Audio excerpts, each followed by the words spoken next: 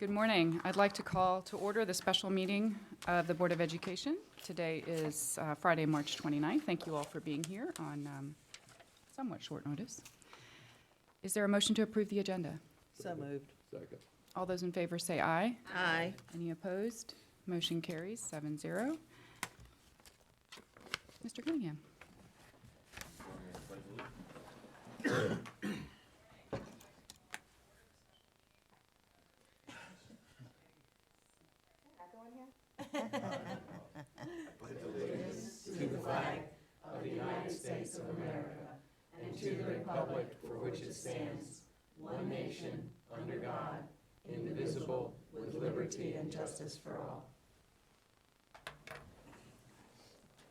Please join me in a moment of silence.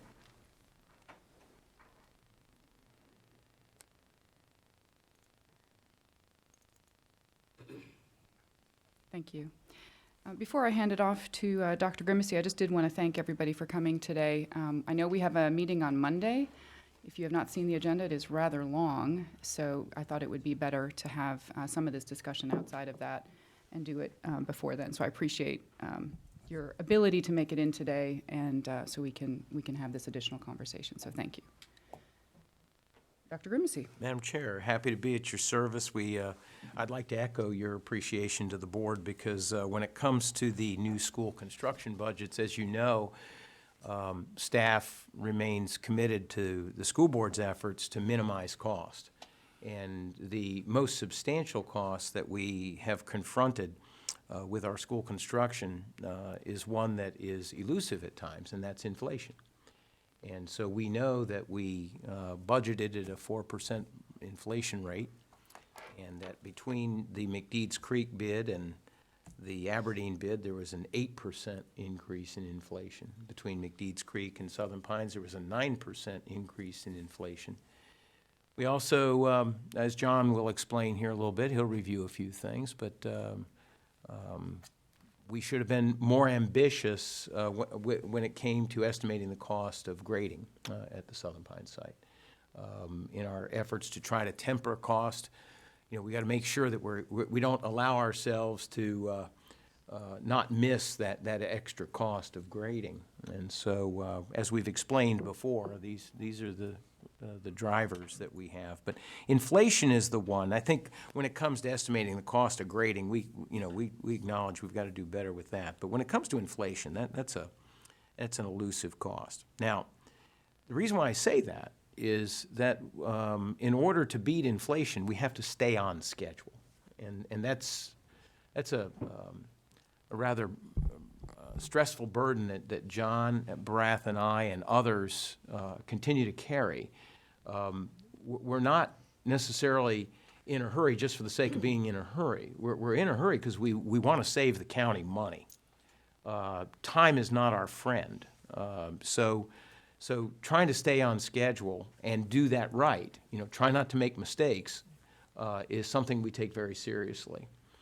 So the board's desire to come together today will give the staff direction. You'll help define for us our scope of work, if you will, so that we can stay on schedule, provide the services for our children that we need to provide, but also be true to our commitment to keep inflation from getting ahead of us. Inflation relative to the actual bids, and also we want to stay on schedule because right now we have a very favorable interest rate environment, so much so that I think we've yielded great benefit to the county relative to the long-term projections, and we're very proud of that.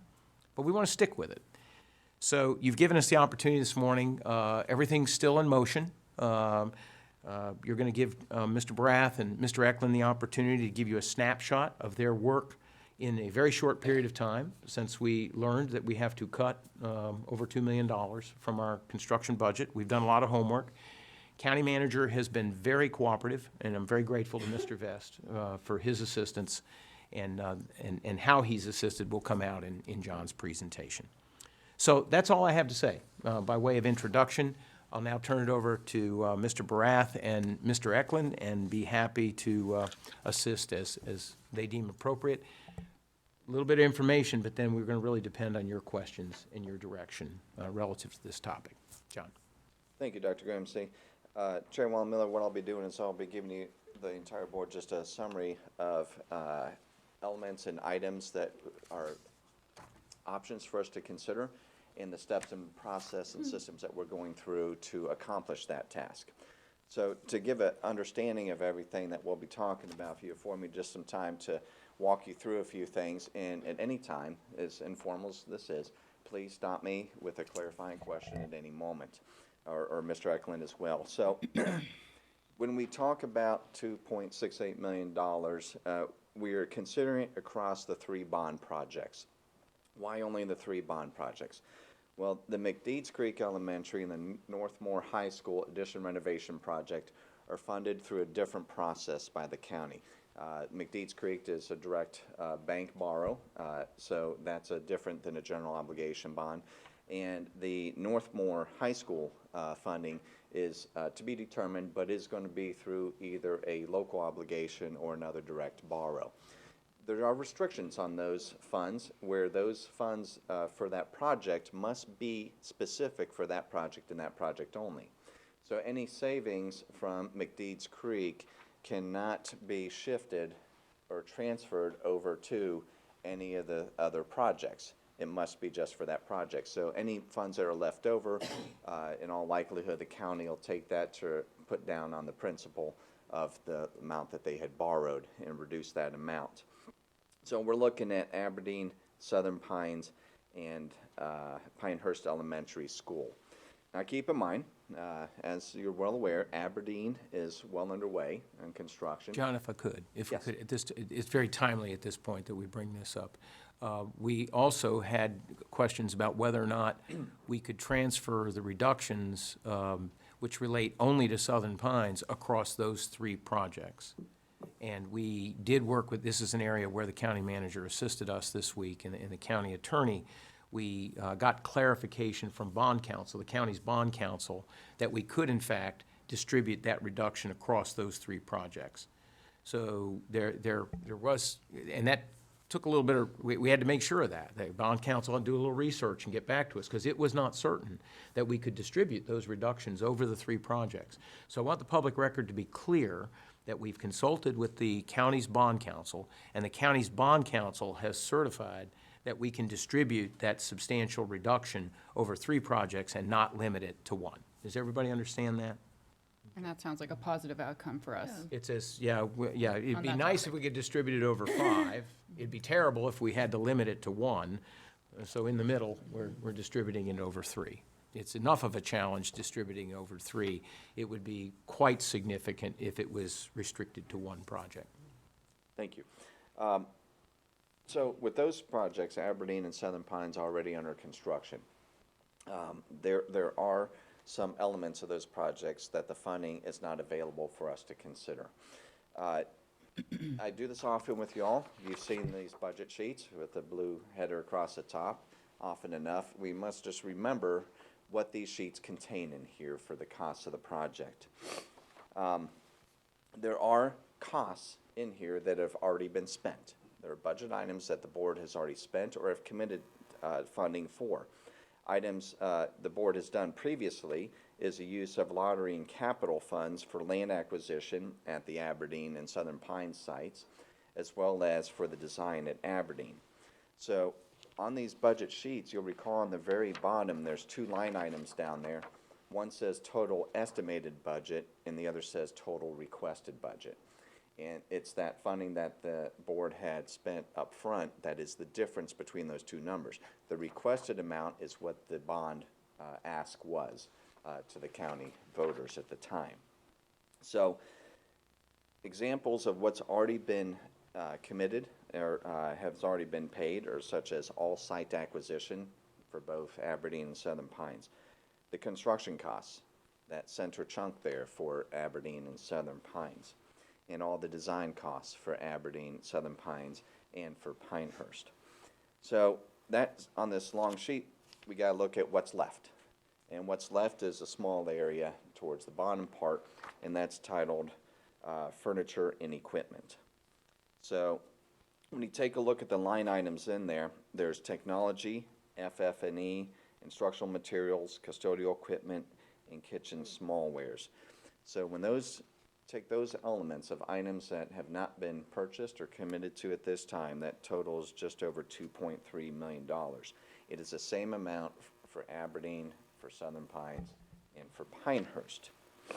So what does FF&E mean? So in an industry that I'm deep in, entrenched in all the time, I use that word a lot, and sometimes I forget to let you know exactly what that's defined as. So FF&E stands for furniture, fixtures, and equipment. These are items that are movable, that are not permanently connected to the structure. So examples of that are the obvious things that you may think of, like desks and chairs and tables and credenzas. You look around the room here, the chairs you're in, the tables here, credenzas, the podiums, those type of things. But it also includes things, other elements in there, such as the playground equipment, clocks for the walls, the physical education items such as jump ropes and balls and all that they need in there, the trash cans in the rooms, the music instruments for instruction, the art supplies, the art kiln, the robotics equipment, the project room pieces. So you get the idea of all that's encompassed in that general category of FF&E. Does that, I'm sorry, Go ahead. oh, does that include cabinetry? Cabinetry that is affixed to the walls is already in the construction budget. And storage, shelving, and That's already- doors, and all of that, doorknobs, all of that is already part of the construction? Correct. Okay.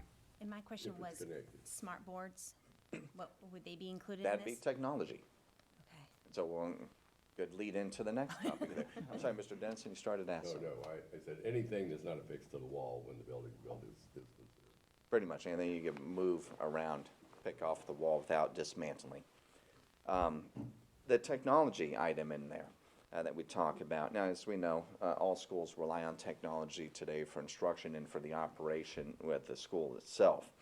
Inclusive in this are the things such as the data cabling, the wiring, that blue low-volt wiring that we put everywhere throughout the school for connecting to all our devices. We have Wi-Fi access. We have the computers for teachers and administration. We also have computers for students. We have, as Ms. Caldwell pointed out, the interactive teaching displays, video surveillance cameras, the recorders, network switches, servers, keyless entry system, phones, paging system, on and on. Everything that technology touches has not been put in to the general construction budget. That is a separate item. Including those that involve safety and security. Yes. So just so I understand, the wiring piece of this, and maybe this is for Mr. Eklund, when you're building the school, is the wiring considered part of the construction, or is it really something that comes afterwards? That would actually be Mr. Barath, would it not? Yeah, it is afterwards. The low-volt wiring is afterwards. It's not included in the general construction. So that is part of this technology budget then? Yes, it is. Even though it's between the walls and in the ceiling or wherever you put it? The general contractor provides the pathway for them to go. And then the technology package actually installs the wiring because they have unique terminations to them that have to be done at wall plates and devices. Okay, so it's different than electricity and plumbing, which is a part of that. Technology is completely in a separate budget. Correct. That could be impacted by our loss of funding, is that right? It is something we We evaluate. have to look at. Okay, so something at the end, all right. That's helpful, I didn't realize that, so thank you. So, the other line item, instructional materials, these are the small things. These are your markers for the interactive whiteboard, the eraser for that, your bulletin board pins, your tape, your pencils, pens, all those type of things. That's the instructional supplies that everyone's using throughout the building in their classrooms. The custodial equipment, again, kind of self-explanatory. These are the mower, the trimmers, the buffer, the scrubber, the mops, the buckets, the brooms, the waste receptacles, all those type of things that the custodians use daily throughout the facility. And then the kitchen smallwares. In this case, if you were to compare this line item to McDeeds Creek, for example, there's a difference in the budget amount because we are able to bring with us a lot of our kitchen equipment that we have recently acquired or purchased in the recent years. So these are the smallware items. This isn't like your ovens and items like that. These are your pots, your pans, your ladles, your spoons, your knives, all those type of things that get handled throughout the day to prepare the food in the kitchen.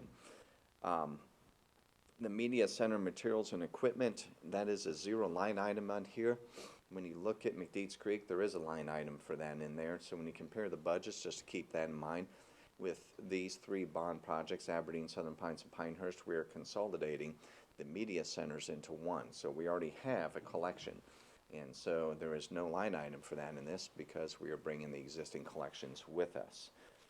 So, again, Just to slow down, repeat that, John. We're bringing the existing collections from the two Southern Pine schools into one, the two Aberdeen schools into one. We're retaining the library at Pinehurst, but we can't take books away from Vast Lakeview and Farm Life from McDeeds Creek.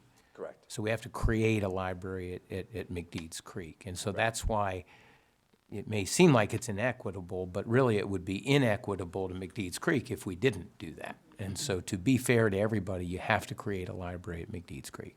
Does everybody understand that? Okay. And that line item, is that for books only or books and the furniture for the media center? That is only for the books and their supporting written items. But the furniture for the McDeeds Creek Library would be under the other furniture lines. Correct. That'd be under F, F, and E. To bring it up to the same standard as the other libraries. Correct. And so the furniture from the Aberdeen Southern Pines, we didn't have a line item because those items will be bought, correct, or no? No, at the other schools included in the line item F, F, and E is new furniture for the Okay. media centers. Okay. Yeah, The only thing we're bringing is the periodicals, the books, all Gotcha. the collection Correct. Gotcha. would come with it. All of them would have gotten new furniture. That's All of them great. would have gotten new. We're Great. only talking about the books on that Right, particular line. okay. item. I just wanted to be clear Yes. in that, from that perspective. Okay, thank you. As we think about it, McDeeds Creek, when you stock a new library, you're looking at about 12,000 or just over volumes of books that we put into our media centers, so. Okay? All right, so, we started talking about kind of the funds that are remaining. We talked about the FF&E. What other funds might there be remaining? There is a small portion of the line item for construction escalation that's remaining. Out of that line item, we took a prorated share out for the construction part when we awarded those contracts. So remaining in there is the prorated portion for the FF&E. Or I'm sorry, for all the furniture and equipment items, that 2.3 million. At Aberdeen, that would be an additional 115,000, and at Southern Pines Elementary, it'd be an additional $138,000. I'm sorry, is that what's left, or is that what you used That's what's left to apply towards anything. So what we had, for FF&E? we had set it up to go towards furniture and equipment. Okay, So it'd be in addition to the $2.3 million, we would add 115,000 to that number for Aberdeen, and at Southern Pines, we would add 138,000 to 2.3 million. and there is still, the other prorate portion of it is being used for construction, as a construction It has already been contingency? committed. Okay. So we may not need to use that additional, but it's to hedge against inflation, right? Exactly, and just as Okay. Dr. Grimsey led off with. Which is the unknown. But it would be logical for us to expect to use some of it. Escalation has happened. All these items contain metals and aluminums, which has had a large spike recently in materials. So we can reasonably expect that we would need to rely on some of that for our furnishing and equipment. Hey, John, so the 115,000 and the 138,000, those dollars, are they earmarked for the FF&E? They are in the budget for FF&E. Okay, so they have to be applied specifically to They that? could go anywhere. Okay, all right, They okay, can go anywhere. These are available funds. okay, okay, The plan of the budget was to apply Okay. them to the furniture and equipment. The other area where we have some funding available is our project contingency. We have funds remaining, and this is overall. This is our hedge against unknowns, unforeseens, changes that we need to implement in designs or in the site as well anywhere throughout the project. We have currently at Aberdeen $675,000 available in contingency. At Southern Pines, we currently have $500,000 available in contingency. How much is left at McDee's Creek? Do you have that there? I do not have that with me, I'm Okay, sorry. that's okay. And again, that's because that's not available. So this presentation was limited Just only those to that which was available to us, correct? Yes. Pinehurst Elementary still has its full contingency available on that one, $945,000. So available contingencies between the three projects is about $2.1 million. John, if you could, please, and you may not have this in front of you, and I don't want to make you uncomfortable at this point, but when we say we've got $900,000 in contingency of quote-unquote available at Pinehurst, how much did we have at Aberdeen and Southern Pines before we had to take from contingency just to award the contract? At Southern Pines, we start off with $932,000. That has now come down to So bid award, $500,000. yeah, so bid award in the case of Southern Pines was north of, was over 400,000. We had to pull about over 400,000 out of contingency. We pulled over 200, about 261,000, I think, out of it. Plus, we had to award to the site clearing contract another about $160,000 out of it for theirs. Unforeseen expense in that case. So the bottom line was contingency shrunk Yeah. by about 40% just in the process of getting the building started. Correct. So it's important in the case of Pinehurst board members to not, that we need to be cautious saying that over 900,000 in contingency is available. I think it's safer to say that, maybe 50% of that or 60% of that is available. So the line says over 900,000, but the available contingency at Pinehurst is more in the neighborhood of about $500,000. Yes, and to continue on that dialogue about the caution with contingency, you don't know really what you're going to do with your contingency funds until the project is far enough along where you can forecast that there are not any additional costs that will be incurred. The point of doing that, and my advice to clients throughout the years, and the same goes to this board, is that once you have all your site development pretty much established, they are doing the final works on the site, maybe the paving and getting the topsoil and those. The building and roof and the windows and doors are in. At that point, you have a pretty good idea how much of that contingency you can recommend letting go. Until then, you don't know. This is our plan all along, is to make sure that we have a fund available for those unforeseen or elements or things that come up. When you get to that point in the project, there's a high level of confidence of, is any of it going to be required to get to handing the key over? So it'd be premature right now because Aberdeen is just coming out of the ground. Southern Pines is in its grading phase. In Pinehurst, the main building, none of that work has yet begun. To commit any of that at that time without considering that there's a risk associated to it. John, question. Pinehurst Elementary, how many years how long will it be before that contract will go out for bid? That contract will go out for bid at the end of June. Bids will come in at the end of July. Is, If we anticipate, how much more money do we know right now using the 8% a year? Because we only built 4% in inflation for all costs. So if we use the 8% from Pinehurst, and we have to take it back from the time that we submitted the proposal to the commissioners, how much money are we talking about for Pinehurst Elementary more than we had anticipated, approximately? Several $1 million, I'm sure. Well, the work we've done with the design team in identifying more elements up front from McDeeds Creek to Aberdeen Okay. and to Southern Pines on reduction in qualities and quantities of such, our estimates have come in at budget right now without relying on the contingency, Including an 8% inflation factor. including the escalation in So costs. you're saying that Pinehurst Elementary, if we do all these things, we won't have to be concerned unless it goes above 8%. The caution we have with anything is that you don't know your full price until bid day. However, based off of current market and the past projects that have bid and weighing that into the cost estimate for the new Pinehurst Elementary School, they are coming in within the budget without relying on the contingency. However, on bid day is when you know. Right. Well, So no- I wanted to make a point too for the public that, because I'm sure they're thinking the same way I was, that we haven't met Pinehurst Elementary yet, and all these others went up that much, this is gonna go up that much. So at this point, unless it goes above 8% inflation factor, we don't have to be concerned.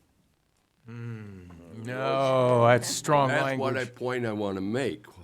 You know, if we're talking about using contingency for what we don't even know is going to cost yet. I mean, to me, that's, Mr. Dennison, if I could, I know where you're trying to go with it, Yeah. but there, by no means is Mr. Barath or I in a position to tell the public that we don't have anything to worry about Okay. with inflation. I see where you're going with that, and I think Mr. Barath has offered, I think we're gonna leave it right there. We project currently that there's a reasonable chance that we could stay within budget based on the two factors. One, the 4% provision for 50%. That 4% we've built into budget covers 50% of the increased cost relative to inflation. Assuming that inflation stays at that 9% level relative to McDeed's Creek that we saw with Southern Pines, then that means we're within just under half of that. The other comfort, if you will, that we draw from this is that with each project, we've diminished the provisions for each project using the term value engineering. And we're going to define that word today, aren't we? Yes. We're going to talk a little bit about because we're not sure that everyone really understands what value engineering means. There is a standard of quality that you build into the five projects. Let's include Northmore as well. There's a standard of quality, a quality of the products that you're using, quality of the materials that you're using, and assumptions about cost per unit of labor. And so as you go forward, each time you have to compromise to an inflationary rate that exceeds what your budget is built on, you then go back to that standard of quality and you diminish it. Okay, you establish a lower standard of quality for the next project. You build that into your bids. Now, if you do that for a second project, then you are having a compounding effect against the standard of quality. And then if you do that a third time, you've had yet another compounding effect against the standard of quality.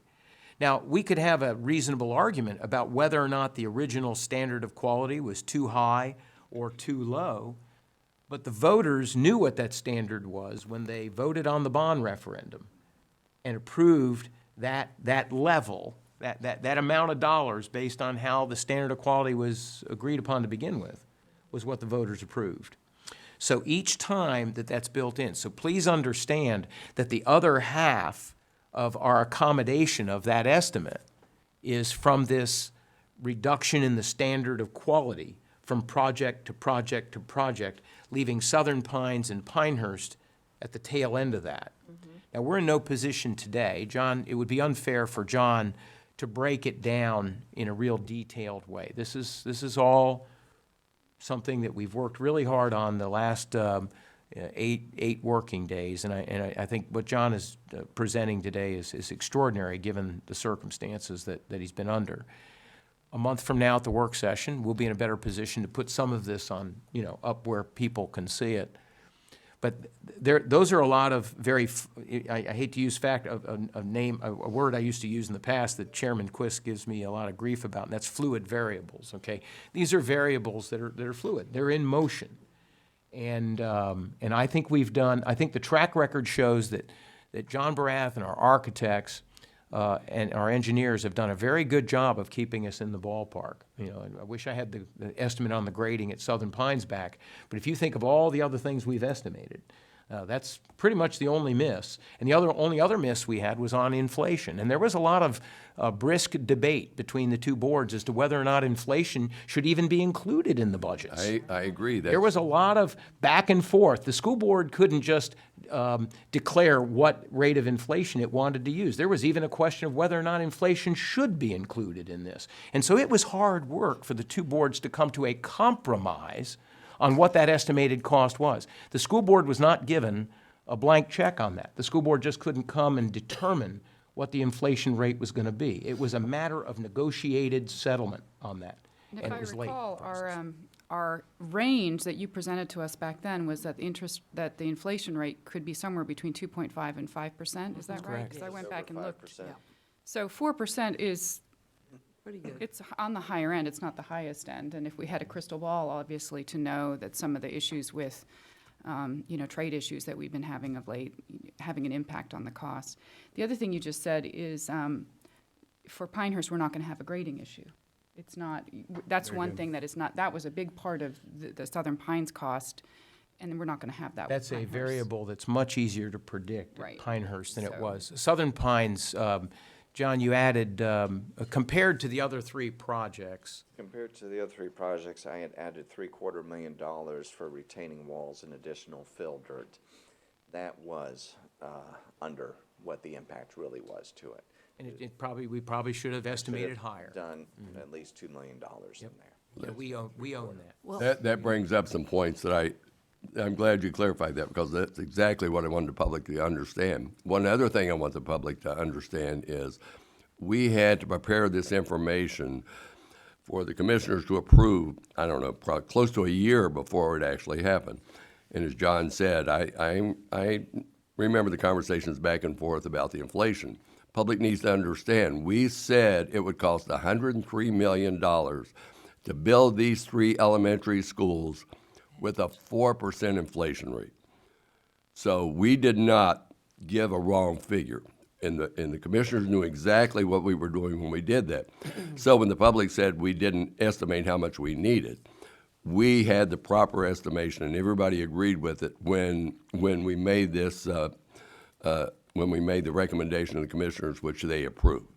So it's not like the public, if you're building a home, you get to talk to the contractor and talk about all these things before you have any work done. For us, we have to do it a year in advance, and then it even takes longer than that before it's approved. And we can't go back and say, well, we can't change it after that. We're locked in, but we're locked in only on 4%. So the public needs to understand all these overages are not because we didn't do a proper estimation. All the overages is because the inflation rate went up higher, really, than we were allowed to use when we did our proposal. Well, and I will say that I think we've done a good job, and remind me, Mr. Barath, but we've also taken the increases that we've seen and started cutting, right? So, I'm sorry, lowering the quality, Yeah, or the value engineering. So can you remind me how much we did cut when, from Aberdeen and also from Southern Pines? I know we just talked about that last week, but it might be helpful to, what were the I'm total gonna value go after engineering the items? best I can with my memory and give approximation just Okay. off the top of my head on that. Apologize, I didn't bring that number with me. But we will, subject to validation Yes. after the Yeah. meeting, and Mary Kate will provide you with a validated number on that. This is just an estimate on John's part. Yeah. In the Aberdeen project for the award of bid for that one, it was roughly in the neighborhood of $500,000. That's what I remember. We took a look at value engineering out of there. And those value engineering steps were applied to the Southern Pines Elementary Right. School before it went to bid. They were built into the specifications. They were built into the project and it was bid with those changes in the standard of qualities already implemented. And so on top of that, with the Southern Pines, we found approximately another $500,000 that we changed our standard of quality of in that school. So if you look comparatively between them, it was under $1 million between McDeeds Creek to Southern Pines in those standard of quality changes. So we've been looking at costs all along and ensuring that we've limited them where we can as the bids come in, is Throughout. what I'm understanding. Okay, I just want to, So we do have another issue we have to deal with now. So now we have to deal with how do we handle the additional overages here? But I just wanted to be clear that we'd actually made some cuts coming up to it. Oh, We yes, and- want to stay within the budget as much as we can. I mean, Correct. that's And the these- point. In these changes we're making in Southern Pines, we're going back to Aberdeen to implement the same changes. So, we continue to do that consistently, and we'll do it even in McDeeds Creek if there's anything we can still apply there, because it is so far along in construction. But everything we're done since McDeeds Creek to Aberdeen to Southern Pines will be carried over into Pinehurst. Right. We've also applied the same principles to the addition at Northmore High School. So we're trying to be consistent, and everywhere we can, when we learn or do something, we go back to the other projects and apply the same standards. When will we put out the bid for, not construction, but removal of the materials at Pinehurst Elementary? Well, the demolition of it, that's part of the contract. They'll be issued in Okay. June, at the end of June. Okay. We're putting that in the general contractor's budget. Because I know we don't use the regular disposal areas for construction debris that they're using for recycling and things like that, but have we considered the cost that has gone up with all of that? With the tipping fees Yes. and everything associated to that. Yes. I have not had an opportunity to meet with any contractors to discuss that impact yet. Okay. We're working with a design team to evaluate all costs. We have a meeting coming up here. Actually, I'm meeting with them Monday night or Tuesday. I can't remember right One now, of I'm those sorry. days. One of those days, I'm meeting with the design team. Okay. And that'll be one things that we evaluate is our demolition. There hasn't been any indication from the cost estimators, because it depends which landfill and tipping fee they take it to. Okay. And I we'll didn't know know whether we more. had to go one place or the other. We'll know more after that Okay. point. And then determine, and it's all also a matter of what gets salvaged and not dumped. Okay, thank And you. Pinehurst Elementary is already designed, correct? We've completed the design for that? It's in its Architecture. 60% construction document, so. So you're there's in the still work being construction done. documents phase, Still okay. work being done. Okay. It's a Northmore High School that's just about done, and it'll be going out for bid a week after this weekend.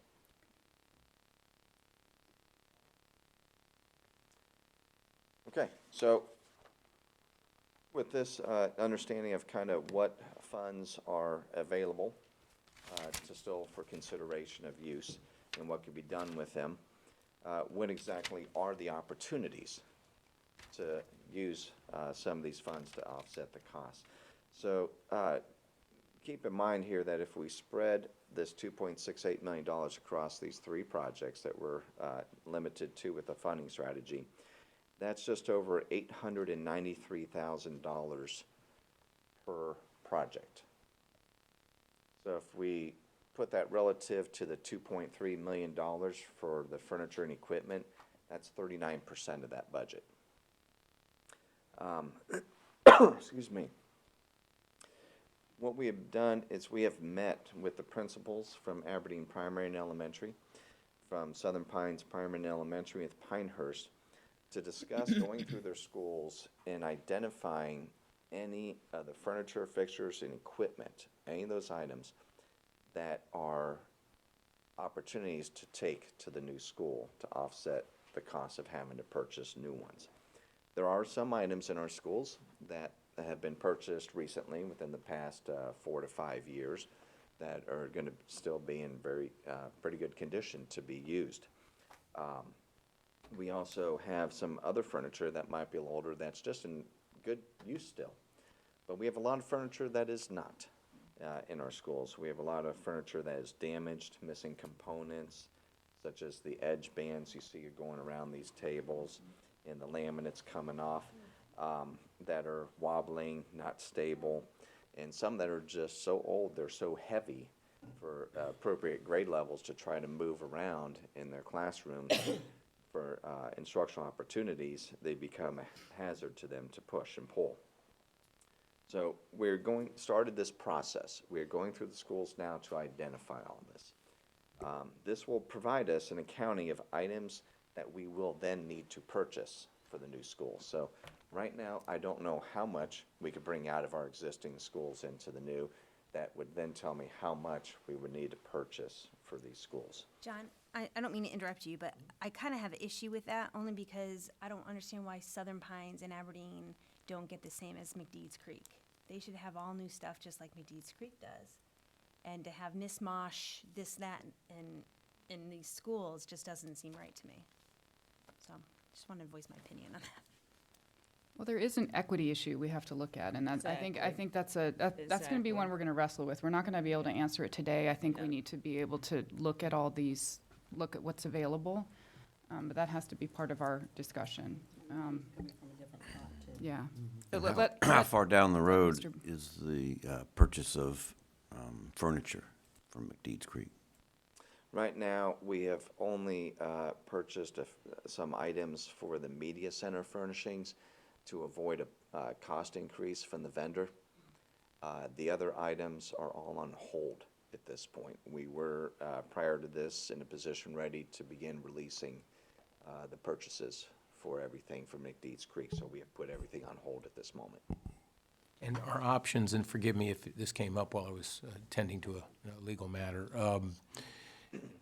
our options are to look at the modular units at Vast Lakeview and Farm Life and see what furniture is available there to, And within the schools itself, yeah, for to the number of move that. students that will be leaving the facility to go to the, And then how many are left? Because McDeeds Creek has many more classrooms That's than correct, probably yeah, there are yeah. modular unit There will still need to furniture. be substantial purchasing. The only reason why we would do that would be on the equity issue.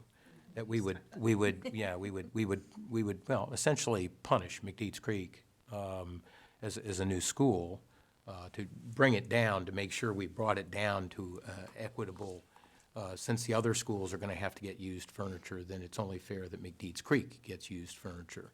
There's really no argument, because remember, we can't find, the savings that we get at McDeeds Creek cannot benefit the other schools. There's no benefit to the other schools, okay? So you can't argue it from a financial standpoint. Now, what would you have done, Mr. Superintendent, with that furniture and those modular units? Well, the furniture that is reusable is better than furniture that we have in other parts of the county.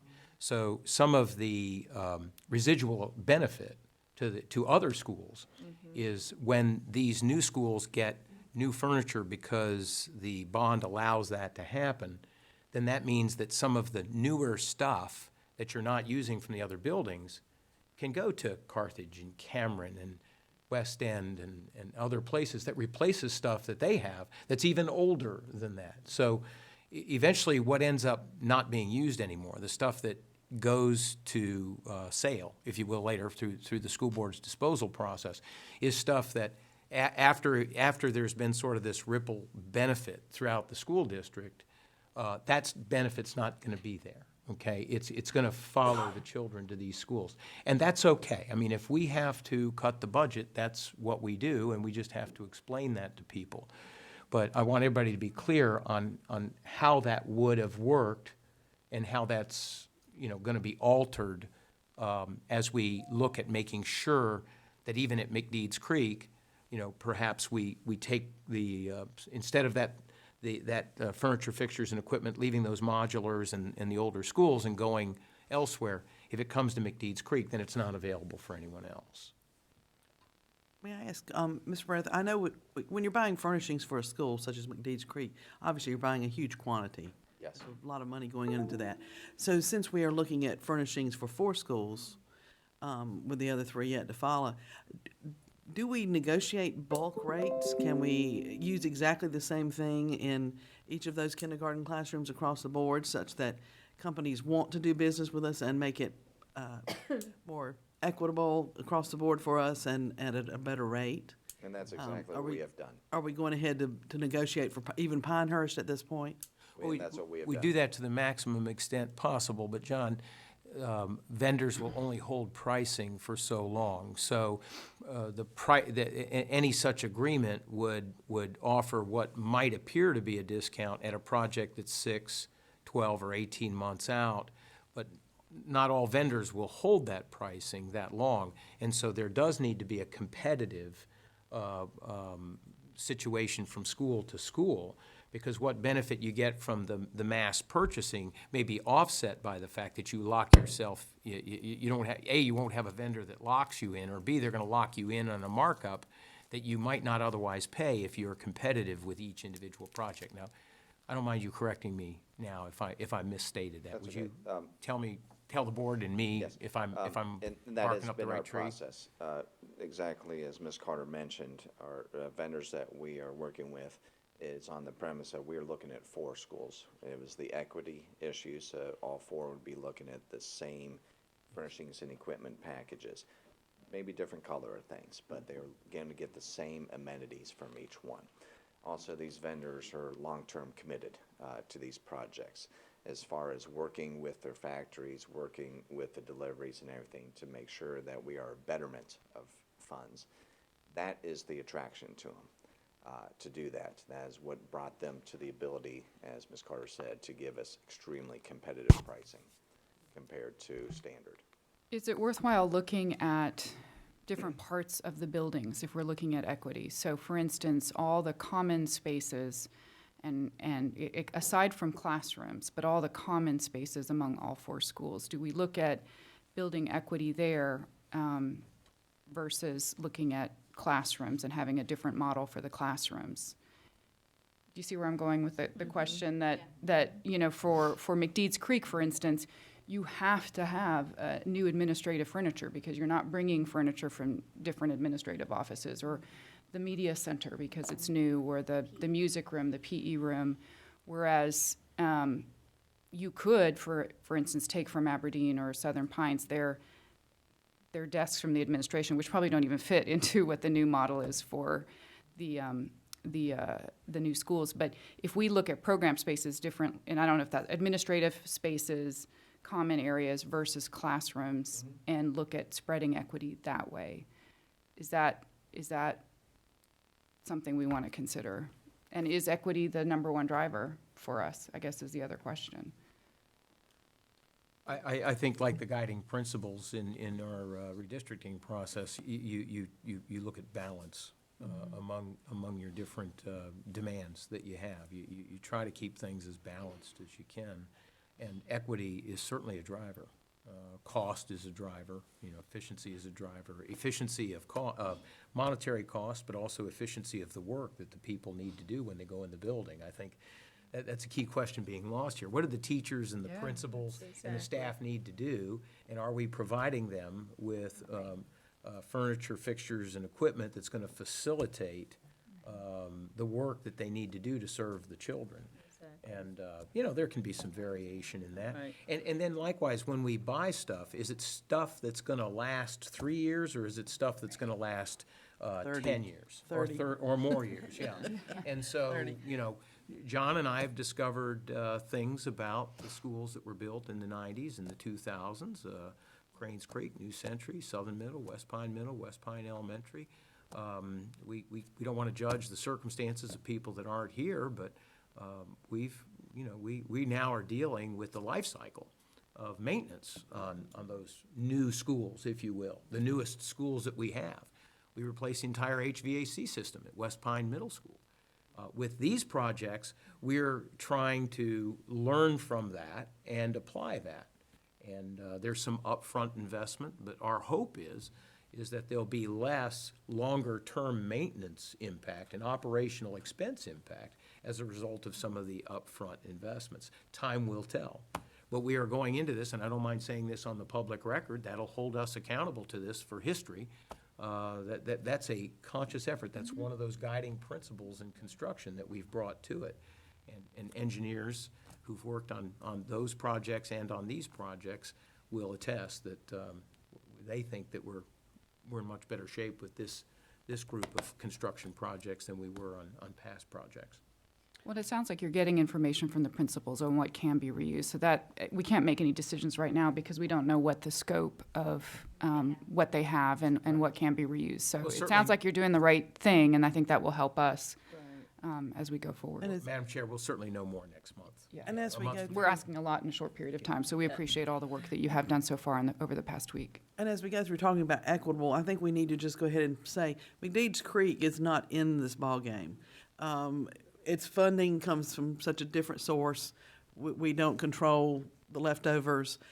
They need to go on and enjoy their new furniture, their new pots and pans, their new library books, and equip that school as we have been told we can do because we have the limited obligation bond.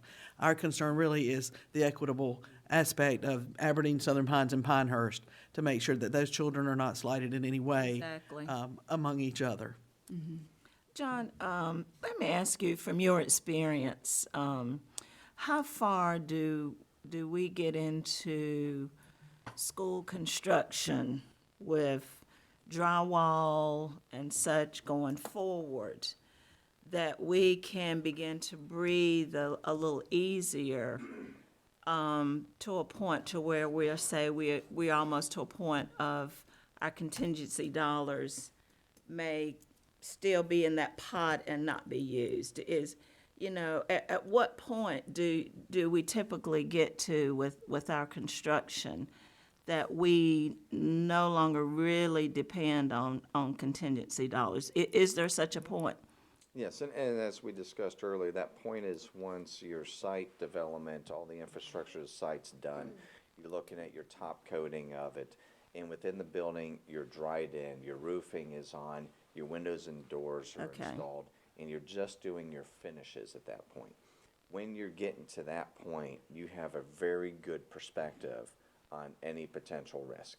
And at that point, you can make a very well-informed decision to let go of contingency. Okay. So McDeeds Creek, with the building and site development, is getting closer to that phase, being completely dried in and getting to only the finishes aspect.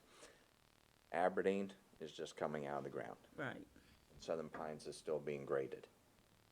The site's being graded. So those projects is too early to know.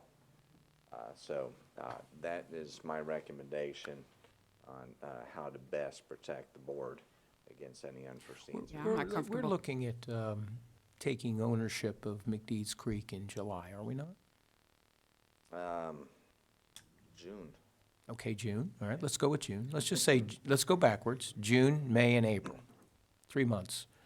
So one reasonable answer to Ms. Thompson's question is 3 months ahead, Okay, and that, 2.5 to That 3 answers- months in advance of us taking occupancy. so I asked the question because I want to let all of us not focus that we've got a pot of dollars that at some point we may be able to use, because obviously it's way down the road, closer to the school opening, before we even know whether or not something may bubble up that we have to go back and spend our contingency funds.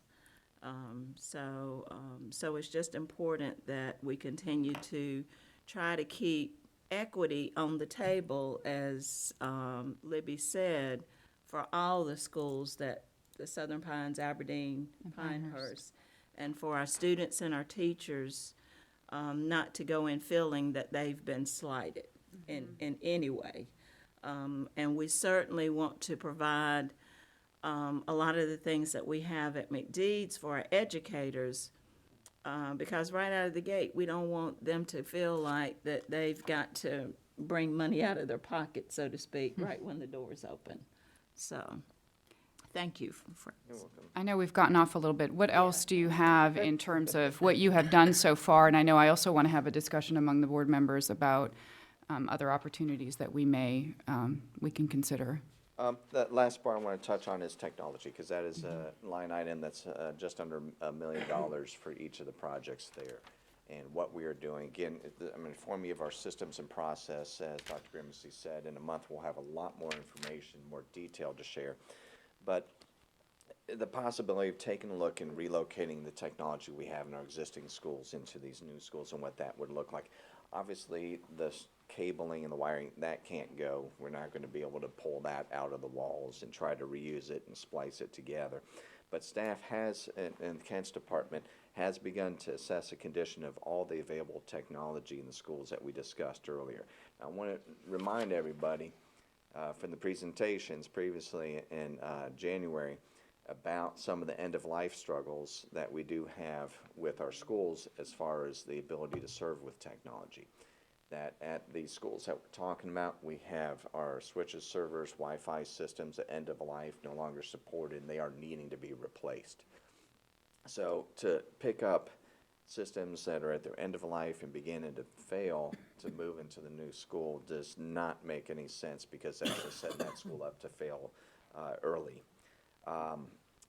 Also, we have a majority of the items in the school, the same thing holds true in there.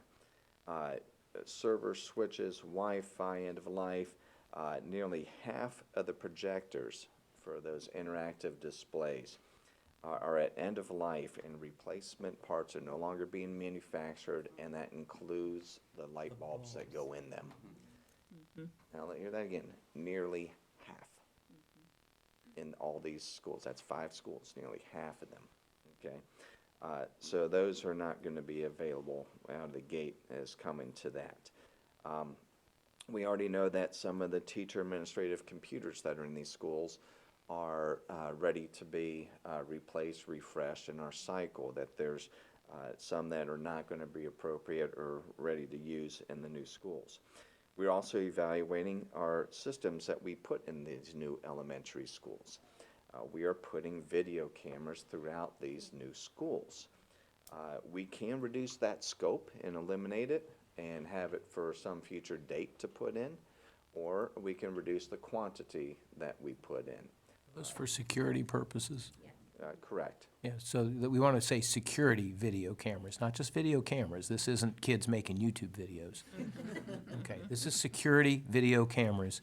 And I do recall the community has a high standard that it really is not interested in negotiating on when it comes to that, particularly in this community with the people we have that do the jobs they do. We owe it to them to maintain that high standard. And I dare say that I don't mind being revealing the fact that I may be hard on cutting those areas. And to give context of understanding where these cameras are in the building, we have them at all points of door entries. So not just at the front door, but at all doors around all the building. We have them in the cafeteria and the gym, which are high after-use activity areas of our schools, in the reception area, where all our visitors come into, and around the exterior of the building to monitor approachways, as well as monitor the play fields, and in the hallways within the school. So that is where the cameras are designed to be placed in there. We are continuing to assess all of the items that we laid out before, such as paging, phone, systems, et cetera, in our schools, to consider if any of them are candidates that we can pick up and move and install in the new school. So that's an overview of our system process approach to how we're beginning to build an assessment to present to the board on the opportunities of this. There's a lot of information. Kent and I are here to respond to any further dialogue and questions that you may have pertaining our approach. It's a lot to take in. It seems to me that the technology piece, that this is, if we're going to put in the right technology, it's doing it at the front end, to me, seems to be the place where we would do that. So I'm a little hesitant on cutting the technology piece in terms of our focus. So I just want to see what the rest of the board feels about that. We have a lot to consider, obviously, but it is, given what you've presented to us before about where the systems and switches are and what our students need and our teachers need for effective instruction in the future, you know, my sense is having that right at the very beginning is a good start. I agree. I agree. And as well as looking to make sure that we don't do any type of cuts with our security cameras. absolutely. I mean, that's one of the things that I've heard loud and clear in the climate that we're now in, with so much happening all around us. We want to assure that we have what we need to secure all of our new schools. Well, and it's an unfortunate thing, but we already know that school technology is not cutting edge. So the technology we put in is already getting old before we even get it installed, because that's just the way it works. It's almost impossible to keep up. So it would be a shame to take a step back Yeah. before we even catch up with where we need to be. So by all means, we want to go into that fresh. I guess we can put a new laptop on an old desk, which is probably the sacrifice we might have to make that happen. But I do appreciate the fact that teachers they're pretty good about telling you, yes, I really do need a smart board, or, you know, that's not something that facilitates my instruction in a high school English class, whatever it might be. And I think can give us a lot of good feedback on what they really need in classrooms and what they don't. And because I know there's been some trend away from smart boards back to the big screen, I don't know, what do you call them? We conducted a classroom display standards focus group to try to get us to that point of what we're doing with the refresh plans. And interactivity is a big need at the lower grades, but as you can see, this happening in the schools, the middle and the higher grades, they're going to the televisions because they're presenting the materials. But, so we have some guiding principles to help us with what we plan to distribute to the schools. And as long as we know we still are going to have to undergo yearly testing, and the testing is mandated on an electronic device, you can't afford for your bandwidth to go down in the middle of an exam. No. So by all means, we've got to go with the very best we can put in at this point. And also, as Dr. Grimsey outlined with the furnishings that are of good quality and how we would distribute them across the district to replace failing furniture systems at other schools, the same would be done with all the technology items in these schools, that those that are still of good life cycle would go and replace those in other schools that, again, are failing in that end of life cycle. So it's the same approach to the opportunity to use that we did for the furniture. The same would apply to all the technology components. Yeah, I think it's a no-brainer not even to touch that, especially the security aspect of it. That's huge in our military community. So I don't even think we need even to have that on the table. All right, what other questions? And Well, the last couple of days, I went and reviewed, because I figured technology might be one.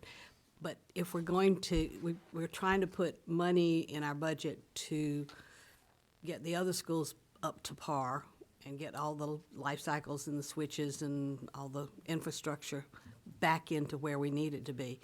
And so when I was looking at that, I kept thinking, okay, so how are we going to shift this, rob Peter to pay Paul, so to speak? And I hope we don't have to do that, because we won't be able to do what we need to do with the other schools to get them up to par, if we have to take back from the newer schools. So I'm like Stacy. I hope we can take that part off the table if possible, or as much as we can, because we've got to get the balance for all our schools, not just the schools that we're building.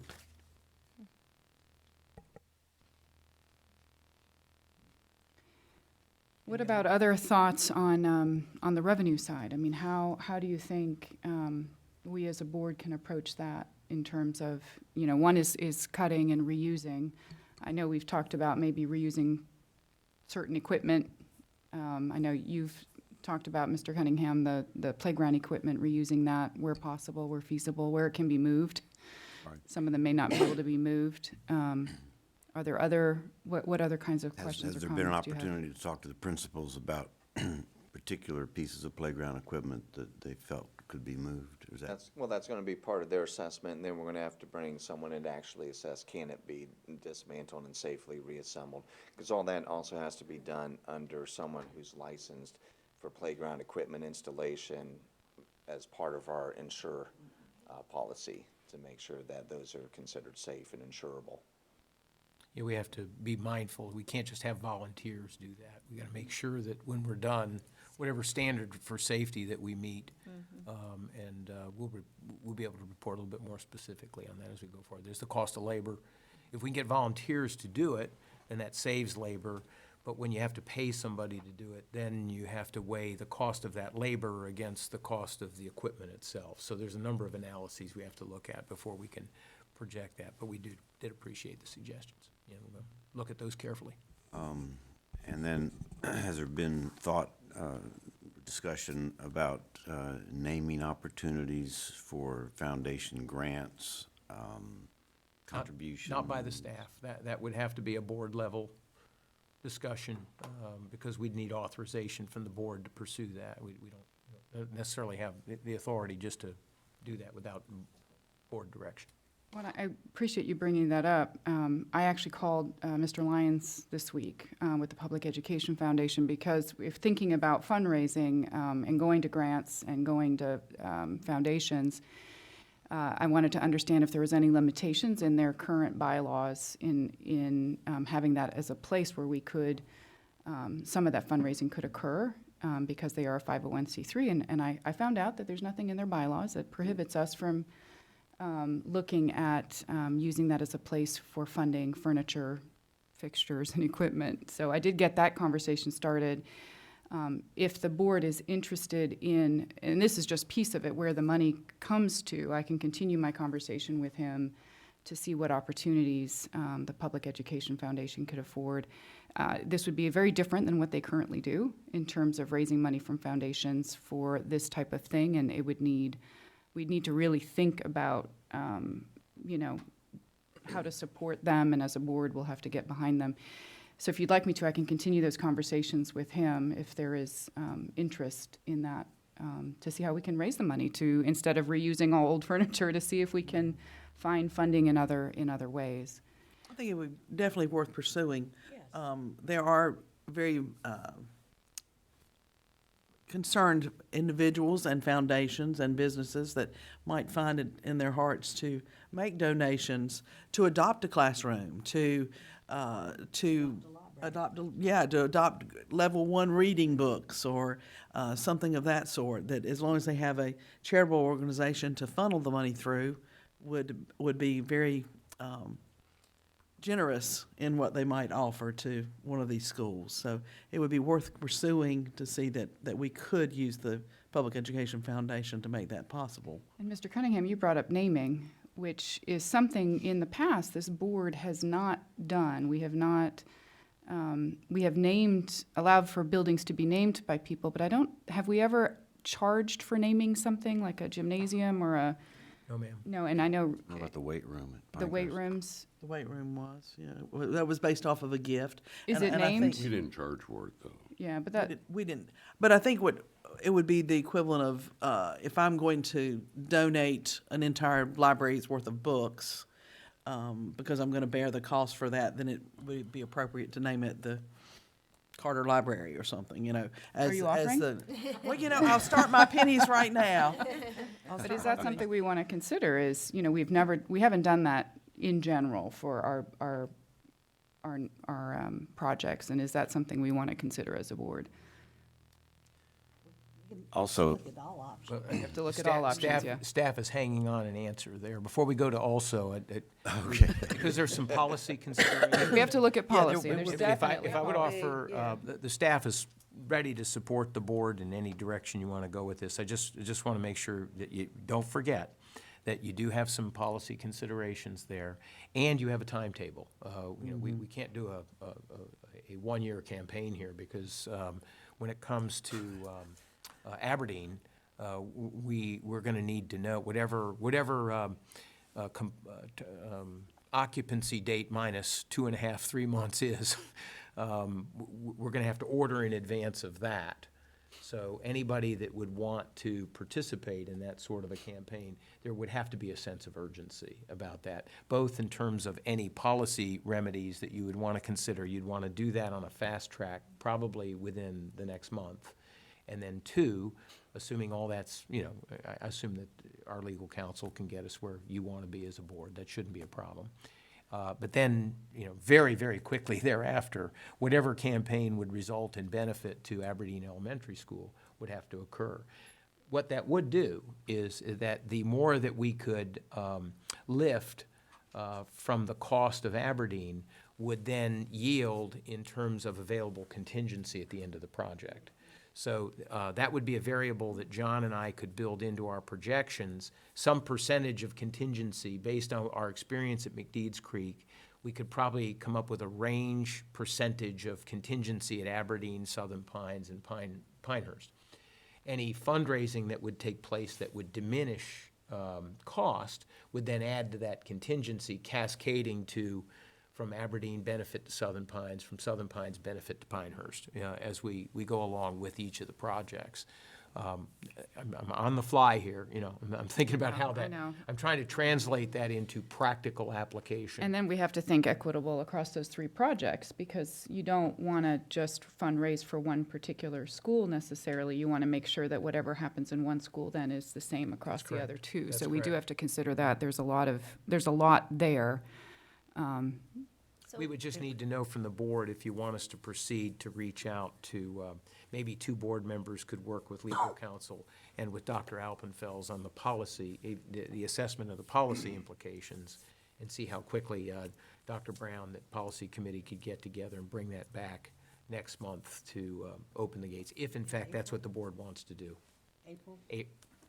No, this is these are the April, that would be the May meetings. Okay, that's what, thank you. Yeah, Just from my understanding, asking the county commissioners again is off the table?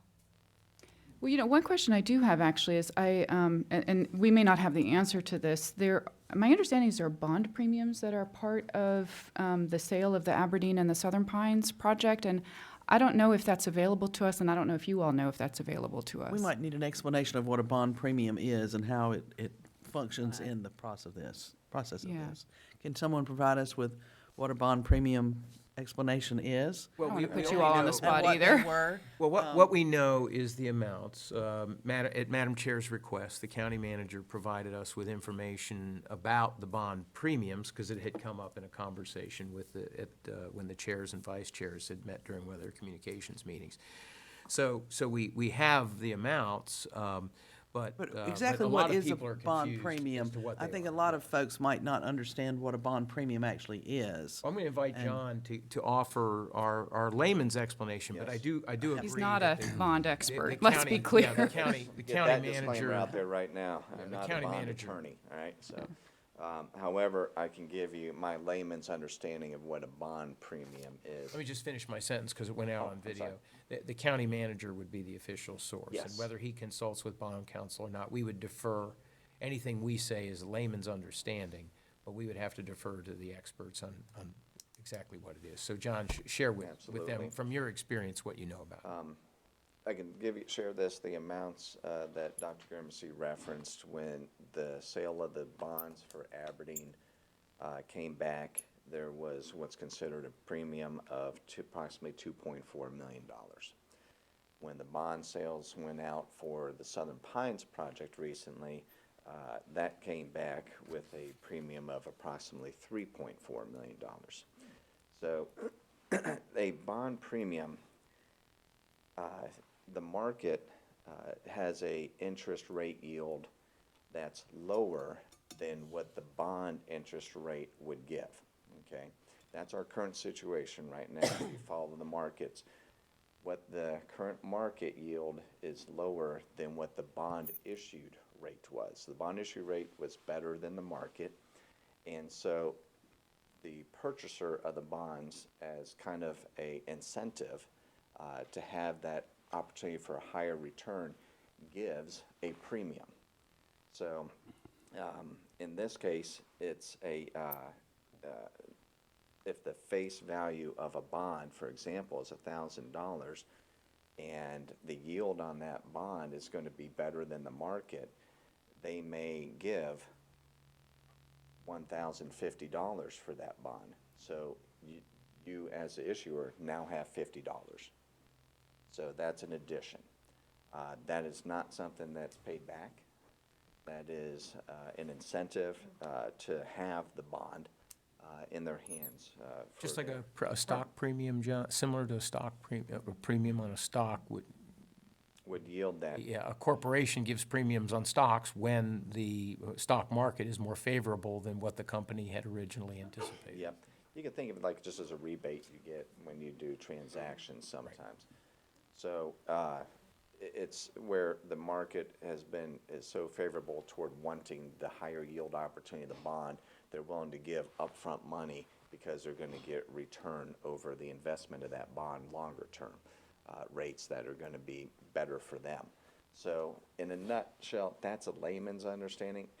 Wayne will be able to give a much more detailed understanding of it than that. The general understanding is that it is an available fund that the county received as the benefit of the seller of the bonds.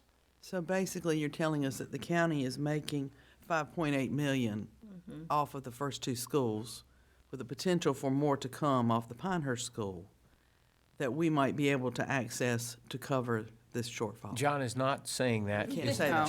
John is But- not, let me just but say. I'm going John- to read that neither- into- Yeah, neither John nor I are qualified to give an answer to that. we I have to think ask that So question. we need to defer go to that. Mr. Vest and our county commissioners, if we Upon- follow up on if that- Stacy's If that is comment. the board's direction, Madam Chair had learned, yeah, you both, this had come up in a conversation that you all had in your regular communications with the chairs and vice chairs. And then Madam Chair's request was just simply what was the amount? But we didn't ask for any other information about its availability or how it works or how it pertains to this, but we would be happy, and I'm sure Mr. Vest would be happy to provide that information upon request. If you could find out, that would be helpful. Let me just, it's wonderful to know that our county situation is so healthy, that these funds would be made so readily available because we have a very healthy financial profile in Moore County.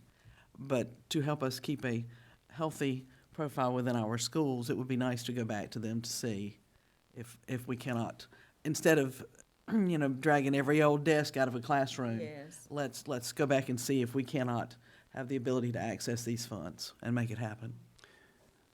Yeah, I'm not even happy we're having this conversation. From my point of view, the bond issue, no different than administration bringing us a budget. We approve the budget, we accept it for what it is. We did the same thing with commissioners, with conversations with them, including the inflation factor. They approved it. So this was not a bond issue for the school board. This was a bond issue really from the commissioners, because they were the ones that had to approve it going on the ballot. It just so happens to be that it was the presentation we made to them. And everybody knew very well that it was 4% inflation factor. So I understand we can only spend $103 million on the bond. But in my mind, I can see no reason why the commissioners can't use other funds to cover the overage in inflation that they had not anticipated either. They're the ones that really finally approved it and got it on budget. And this doesn't make any sense to me why they can't do it. And by the way, safety and security has always been number one on my list. I agree with you, Ed. Before we get too far away from the revenue side, I wanted to make some comments about there's not always a precondition of naming opportunities with foundation grants. My experience was very positive with getting small grants in the 10,000. I was able to secure with about an hour's worth of my time, $10,000 from the Goodwill Foundation, because they're interested in children with disabilities. And we were designing a playground that accommodated children with disabilities. I obtained $7,500 from CP&L Foundation with no naming opportunities by simply changing the name of the grant application from playground to park. I sent in an application. They called me and said that we would, and I told them what we were doing. And they said we would be glad to donate, but if our annual report says we gave to a school playground project, we would be inundated. Could you name it something else? And that's where Blanchie Carter Discovery Park came from. There are foundations who support arts. There are foundations who support fitness, nutrition, good health. Robert Woods Foundation comes to mind. And my experience is also that you don't want to deal with the hassle of dealing with a large foundation, because then you have to jump through hoops at the beginning, and then accountable reports, and you want one-time donations from foundations that share the same interest that you share. And so I wasn't suggesting that it's tit for tat. You give us money, we give you a name, because there are a lot of foundations out there who have a perspective of what they would like to promote, and if fitness, children with disabilities is a very common one. There are also foundations that are local foundations. My experience was that it was better dealing with the small to medium-sized local foundation who has an interest already built in. So we're not talking about a campaign or a year of work to simply ask if we can raise some money. I would be happy to make some contacts and calls if that's something that would be okay, but we wouldn't have to change any policy, wouldn't have to do anything. If we can tap into what that particular foundation is already interested in. If you have these connections, I mean, it seems to me that that would be an appropriate place for us to at least make initial contacts. I mean, what do the rest of you think? We sort of got off on the bond premiums before. I was saying it's not always we give you money, we give them a name on a plaque. It would be nice to think that that's the kind of campaign we could mount to provide extras for our children, rather than to have to provide the basics. Good point. I think we need to go back and look at our, the bond and what might be available on the county level and exhaust that avenue before we begin to try and just meet basic needs by doing this. I think that you could open a lot of doors that might provide extras for our children instead. And like you say, make our playgrounds handicap accessible, or provide an outdoor classroom setting somewhere, but those are like the extra things. So, let's get desks in the classrooms. There's also the Community Foundation. That is a pass-through for generous citizens who want to make donations in a tax deductible manner. The Community Foundation serves as a vehicle for that. Well, it sounds, what I'm hearing is that we would like to try to find ways to outfit these buildings appropriately from the outset and not piecemeal it. So I think is that what I'm hearing from this group, that we start with that as our premise, that we want to put new furniture, fixture, and equipment and technology in there, and with a focus on starting with technology. Once we understand what that amount is, based on our understanding of what you find out from Mr. Vest about the access to, if any of those funds are available, and then the next step would be the next step. You know, I think we can only take this a step at a time. I think it sounds like we're committed to trying to put the start from the beginning, start fresh with these new schools if we can, and then the next step is the next step. I think what you're doing with the principals is perfect. Finding out what can be reused. Let's just look at all our options. 8 days from, a lot has been accomplished in the past week, but there is much more to be done, it sounds like. So let's just take it one step at a time. Keeping in mind that the Aberdeen project moves on. It's a real timetable. Things have to be done on time. We don't have the luxury to hit a reset button if the school's going to be, prepared on time. And so we'll have to be making decisions about various equipment at some point, and so that's going to involve either cost reduction or supplemental funding. So we'll have, I guess, a plan A, plan B, where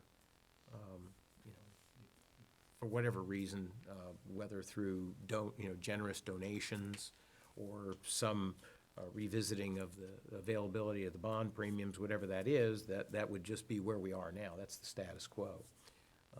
But if we, our current reality is we have to cut 6.8. 2.68 million divided by 3 across 3 projects. That's going to require a lot of energy and time on the part of staff. That's where we're going to be for the next 3 or 4 weeks, aside from accommodating the school board's request for information from the commissioners. We've got to answer that question for you by your work session in May. Another question is, is the increase in the grading at the Southern Pines project, is that having an impact on the scheduled opening of that? Defer to John on that one. No, it is not. It was fortuitous that we became a little ambitious last fall after the groundbreaking at Aberdeen. We said, well, let's get an early start on grading at Southern Pines. The bad news is that didn't turn out as well as we had hoped. The good news was that raised some issues. For example, the discussion of the dirt. You know, we were putting the road in for which street? Carlisle. So we were putting the road in, and along the way, there were certain assumptions that we had about the dirt that we would move, that we would be able to use that. The landowner exercised his right to say, well, hey, wait a minute, you owe me something for that dirt. And so we came to that agreement, which the board has approved. Ended up better than we would have if we'd had to have it trucked in. That took a little time. That issue would not have come up had we not tried to get to early site grading. And so we were able to get that little bee in the ointment out of the way first. And so in the end, as tight as it was with the delays related to the bid process itself, we're talking weeks, John, maybe not months here. Correct. Yeah, so unfortunately, Southern Pines is the one that's on a tighter schedule than Aberdeen because it's scheduled to be completed in June of 2020. And there isn't as much wiggle room on that one as there is with the Aberdeen project.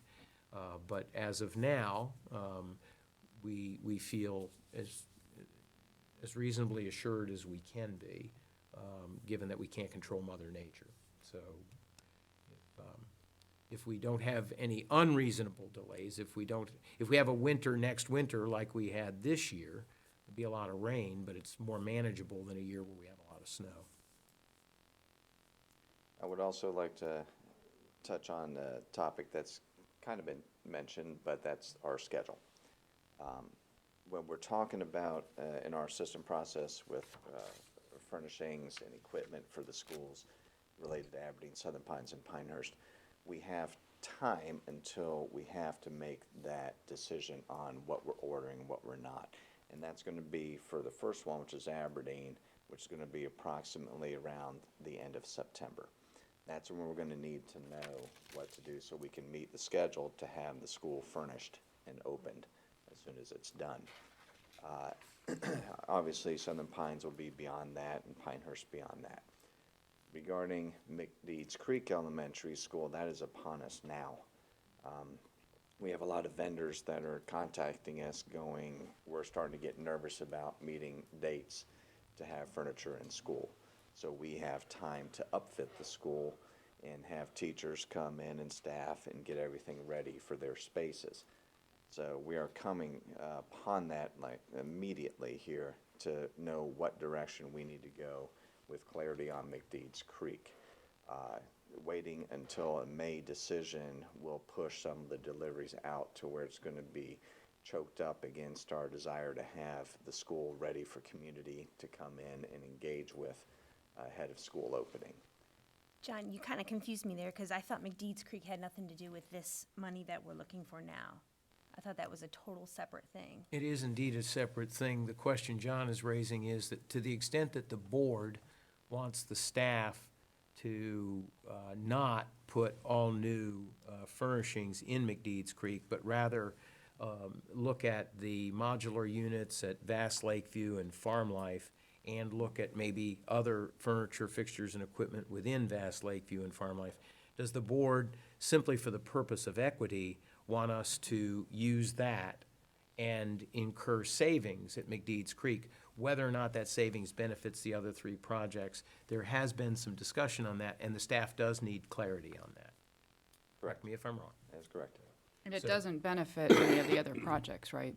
No, it does not. Yeah, we don't need we don't need a vote on that, but we do need, since there has been discussion among board members about that, we need to know, do you want us to just proceed as scheduled with McDeeds Creek?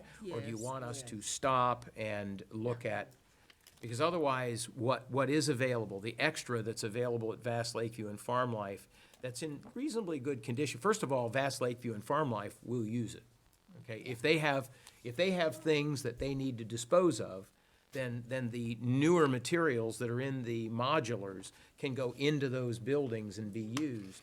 There still should be some very usable furniture, fixtures, and equipment that can then replace some of the, excuse my expression, junk in some of our other schools before we determine that we're gonna let go of anything. We wanna make sure that there's this ripple benefit that results if that's the case. But before we do that, we need to know we've got the board's green light on that, because otherwise, we gotta hold on to some of that and put it into McDeeds Creek. No, go forward. I've had questions about that, and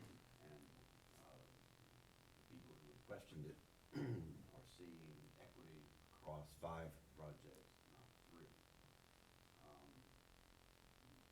My personal position is McDeeds Creek is a new, fresh, there is no moving equipment or furniture from existing facilities to our new facility. So I have a principled way of differentiating McDeeds Creek from Sunpines and Aberdeen behind it.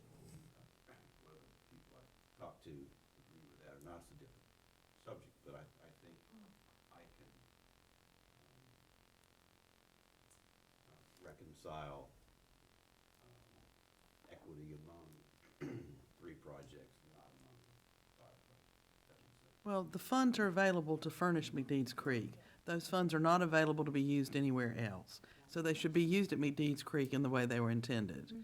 Then let's get busy and work and find the funds For the others. for the other 3. Well, and I have to say, I struggled with that, but what you just said about being able to use those materials even within Vast Lakeview and Sand Hills Farm Life, that they will want some of those materials in there. I don't think we should, I think we should just keep each of these groups or projects separate, and I think that's what the rest of the board is saying too. Thank you. That's all we needed, was Yeah. just Yeah. that consensus, yeah. Thank you. Is there any other dialogue about this topic? You have given us a lot to think about. I appreciate very much the work that you have done, and you too, Mr. Eklund, over the past week to try to understand what can be reused and what's not. Looks like we have a couple more pieces of information that we need before we go forward with any additional work on our part. But it sounds like we want to find other revenue, if we can, to be able to augment, make sure that we put what needs to get put in there. And if we need to make cuts, we'll make cuts too, but we don't have all the answers yet. But I think this has brought up some opportunities that we could use going forward. So I think it's been a good dialogue and a long one. I suggest we take 5 minutes before the next topic. My chair's going down. Mr. Carter, Mrs. Carter's, Look, we even need new chairs here. so let's take a quick recess. I will say I will not be back when we come back because I have an appointment that I need to go to.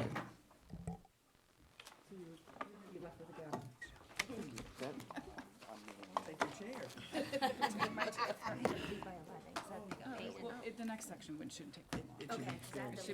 It should be. For the next topic. Lydia and Stacy, are y'all going? Is today half a day? Easter week break? Are you going anywhere over Easter week break? I'll be in. I think I might be going to Florida. I'm trying to get a policy time. Yeah, that would have been a delay we would not want. I was like, right, just give me some dates and we'll, I'll send out some dates. I'll see when Anita can get stuff back from the lawyers. yeah. I think we might be headed down that way. Okay. Jamie's gone, so Scraping we're and getting to Florida. Bulldozer to a pile, shovel, set there, and then these 3 trucks. Circle, circle, circle. That's all they do. It's a lot of dirt to move. That's why I always go up and introduce myself. We picked the only mountain in Southern Pines. Yep.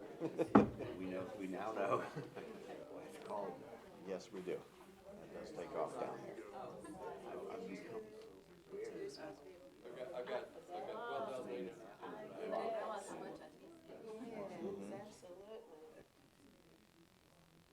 Go towards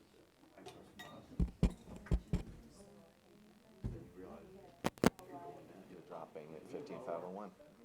Did you hear they're gonna take that Morganton and 15501 and build an overpass? Yep, DOT is starting the study and the funding for that.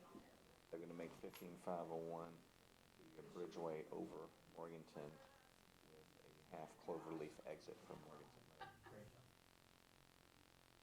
said, shoot, I'd rather they built a bridge over the circle. Last time I was up there, I swear I saw it.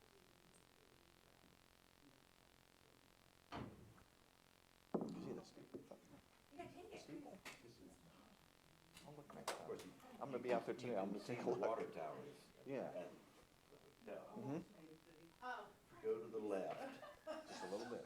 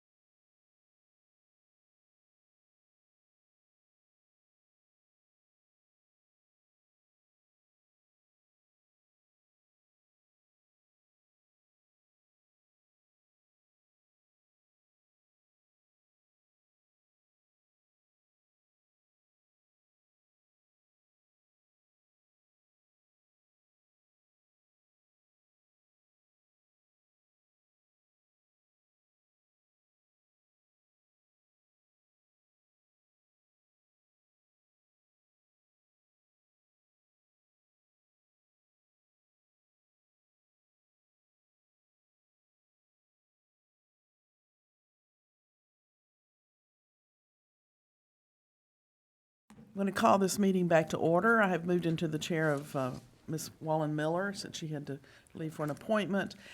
We have one item left on the agenda today. Dr. Grimacy? I will defer to Ms. Murphy to get us started, and I'll pitch in as needed. All right. Good morning. Good morning. As you all may recall, as a board, on Monday, February 11th, at the February board business meeting, you approved a process and a timeline for community engagement in the evaluation of the names for the new elementary schools in Southern Pines, Aberdeen, and Pinehurst. Since that time, we've had meetings with community leaders from all three municipalities, and we've gotten a considerable amount of community input through our online portal for the first two, Aberdeen and Pinehurst elementary schools, and given some of the other developments of late, combined with community input and seeing the need for further input, a little bit more detailed than initially thought, we're bringing before the board the option of postponing or extending the school name evaluation process. Comment on this one. I did attend the three meetings now that we have had in the different communities, and I must say we were far from agreement within the committees. Everybody seemed to have their own agenda, what direction they might like to see the names go. So in discussion of that, we talked of possibly an extension to remove the naming process from the actual budget process, redistricting process that's going on now, and give us a time to access more feedback and take it further out into the community possibly for more suggestions or comments. So Extension to, I know what we saw, but for the public's knowledge, to when? let's see, that's suggested until approximately October, November, early winter. I think once the student assignment process is completed, we have a better idea of what municipalities will be included at each school. And that might give a little bit better of a window for people to participate that might otherwise not have known they would be in that jurisdiction, so just kind of. Okay. Yeah, I think that's my main reason to support an extension is the people who don't know whether they're in or out at this time will have that information and can participate with their input. I think it's a good idea. I'll make a motion to that. Well, the superintendent has a motion. Oh, okay. Yeah, and the reason why I'd like to offer it is because there's the specific matter of the scheduling of a public hearing this Monday that needs to be made clear up front. If you don't mind, Mr. May I offer this? Then you all can decide if you like it or not. It's a little wordy, so bear with me. Superintendent recommends that the school board consider a motion to extend the process and timeline for receiving public feedback on the names for the new Aberdeen, Southern Pines, and Pinehurst elementary schools until a date in late 2019 or early 2020 that can be determined at a later time. The motion also should clarify the status of the public hearings that the school board had scheduled previously for 6 p.m. Monday, April 1st, for the intention of receiving public input on the names for the new Aberdeen and Pinehurst schools, and for 6 p.m. Monday, May 6th, for the new Southern Pines Elementary School. So that's sort of sweeping, but it kind of cleans up everything and just allows you to simply extend the process.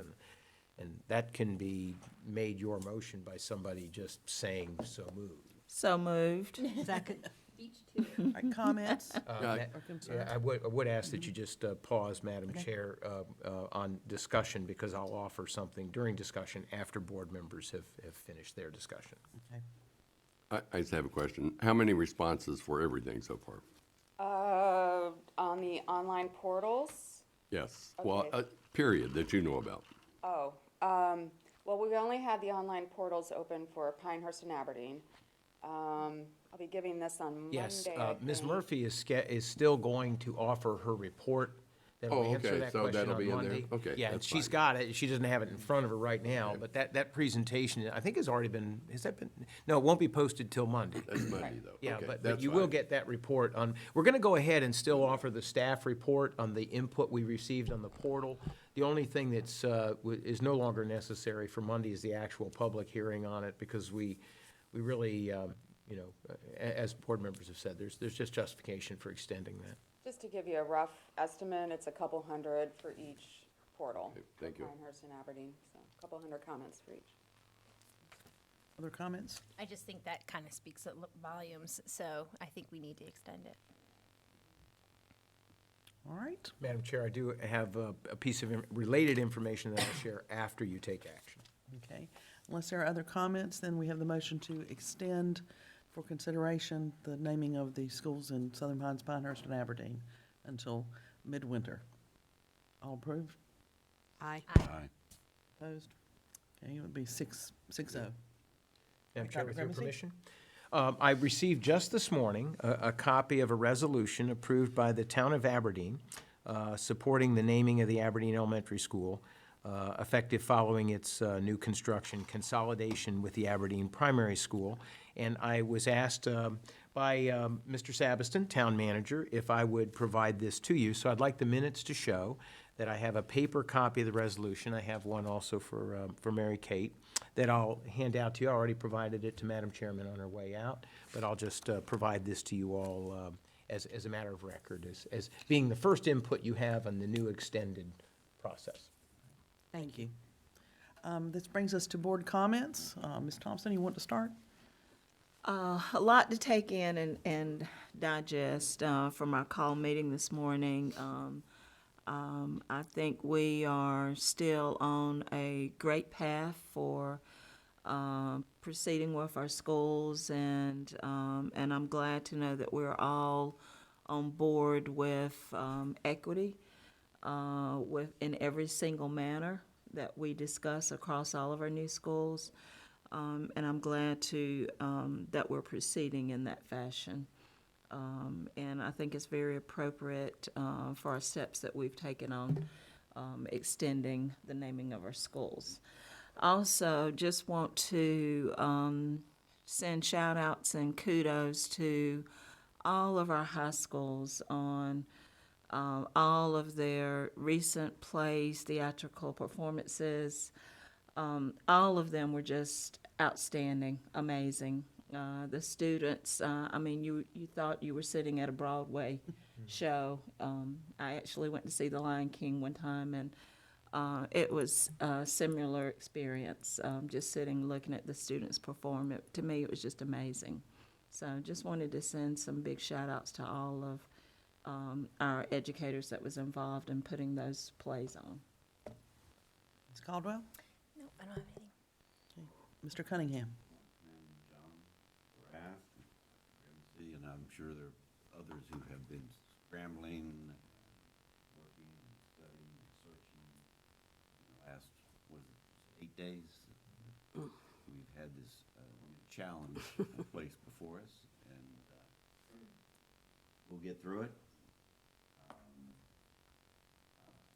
Thank you for the foresight on the grading at Southern Pines.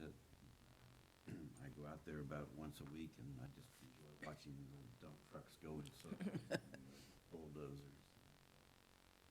It's very exciting. And I agree, Pam, the musical, I saw Pinecrest and Northmore. Fabulous. Dr. Brown? I've developed a new mantra over the last couple of weeks.